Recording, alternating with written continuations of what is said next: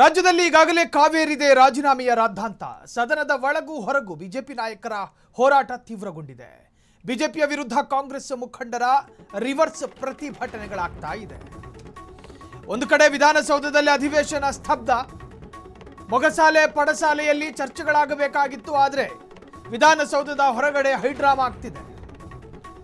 ಬಿಜೆಪಿಯ ವಿರುದ್ಧ ಕಾಂಗ್ರೆಸ್ ಮತ್ತೊಂದು ಕಡೆ ಕೌಂಟರ್ ಪ್ರತಿಭಟನೆಗಳನ್ನು ಮಾಡ್ತಾ ಇದೆ.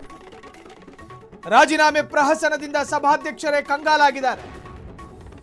ಏನು ಮಾಡಬೇಕು ಅನ್ನೋದು ಅರ್ಥ ಆಗ್ತಾ ಇಲ್ಲ. ಕಲಾಪವನ್ನು ಸೋಮವಾರಕ್ಕೆ ಮುಂದೂಡಿದ ಸಭಾಧ್ಯಕ್ಷರು ರಾಜೀನಾಮೆ ಕೊಡೋದಿಲ್ಲ ಎಂದು ಸಚಿವ ನಾಗೇಂದ್ರ ಸ್ಪಷ್ಟ ನುಡಿ. ಮುಂಜಾಗ್ರತಾ ಕ್ರಮವಾಗಿ ಕಲಾಪ ಮುಂದೂಡಿರುವ ಸ್ಪೀಕರ್. ನನ್ನ ಮೇಲೆ ಆರೋಪ ಇದೆ, ನಿಜ. ಆ ಆರೋಪ ಸಾಬೀತಾಗಿದೆಯಾ? 120 ಬಿಜೆಪಿಯ ಸಂಸದರ ಮೇಲೂ ಆರೋಪ ಇದೆಯಲ್ಲ, ಅವರು ಕೊಡ್ಲಿ ನೋಡೋಣ ರಾಜೀನಾಮೆ. ಇದು ನಾಗೇಂದ್ರರವರ ಸ್ಪಷ್ಟನೆ. BK ಹರಿಪ್ರಸಾದ್ ಯಾರು? ಕಾಂಗ್ರೆಸ್ಸಿನ ರಾಜ್ಯ ನಾಯಕ ಅಥವಾ ಅಧ್ಯಕ್ಷ. ಆ BK ಹರಿಪ್ರಸಾದ್ ಹೇಳೋದಿಷ್ಟೇ. ಬಿಜೆಪಿಗರ ವಿರುದ್ಧ ಇರುವ ಆರೋಪಗಳು ಒಂದೆರಡ. ಕೆಲವರ ಮೇಲೆ ಬ್ರೂಟಲ್ ಮರ್ಡರ್ ಪ್ರಕರಣ ದಾಖಲಾಗಿದೆ, ಇನ್ನು ಕೆಲವರ ಮೇಲೆ ರೇಪ್ ಕೇಸ್ ಇದಾವೆ.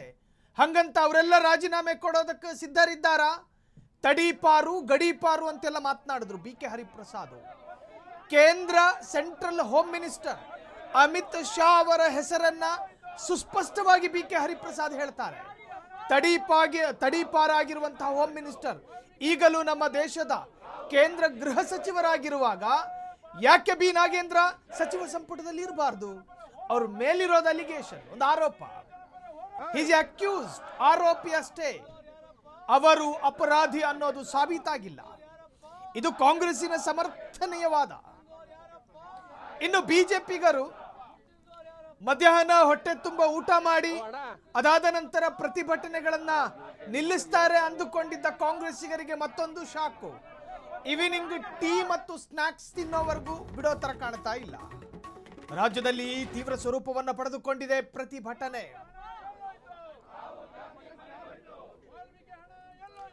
ಸೊ ರಾಜ್ಯದ ಬೇರೆ ಬೇರೆ ಜಿಲ್ಲೆಗಳಲ್ಲೂ ಕೂಡ ಬಿಜೆಪಿ ಪ್ರಯತ್ನ ಮಾಡ್ತಾ ಇದೆ ಪ್ರತಿಭಟನೆ.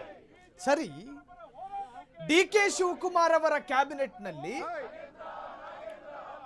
ನಾಗೇಂದ್ರ ಅವರ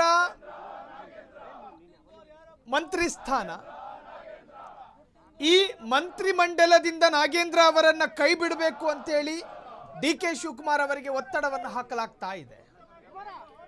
ಯಾರು ಹಾಕ್ತಿರೋದು? ಬಿಜೆಪಿಯ ಇಡೀ ವಿರೋಧ ಪಕ್ಷದ ಕೂಟ ನಿಯೋಗ. ಎಲ್ಲಿ ಆಕ್ಚುಲಿ ಅಧಿವೇಶನ ನಡಿಬೇಕಿತ್ತು. ಜಿಲ್ಲಾವಾರು ಅಭಿವೃದ್ಧಿಯ ವಿಚಾರ ಚರ್ಚೆಯಾಗಬೇಕಾಗಿತ್ತು. ರಾಜ್ಯದಲ್ಲಿ ಎಷ್ಟು ಪ್ರಮಾಣದ ಮಳೆ ನೀರು ಬಂದಿದೆ, ಯಾವ ಯಾವ ಜಿಲ್ಲೆಯ ರೈತರು ಕಂಗಾಲಾಗಿದ್ದಾರೆ, ಯಾವ ಯಾವ ತಾಲೂಕುಗಳು ಬರಪೀಡಿತ ತಾಲೂಕುಗಳು, ಯಾವ ಯಾವ ತಾಲೂಕುಗಳನ್ನ ಬರಪೀಡಿತ ತಾಲೂಕು ಅಂತ ಘೋಷಣೆ ಮಾಡಬೇಕು, ಎಲ್ಲಿಗೆಷ್ಟು ಅನುದಾನ ಕೊಡಬೇಕು, ಯಾವ ಜಿಲ್ಲೆಯನ್ನು ಹೆಂಗು ಉದ್ಧಾರ ಮಾಡಬೇಕು, ಹೆಣ್ಣು ಮಕ್ಕಳ ರಕ್ಷಣೆ ಏನು, ರಾಜ್ಯದ ಕಾನೂನು ಸುವ್ಯವಸ್ಥೆಯ ಪರಿಸ್ಥಿತಿ ಹೆಂಗೆ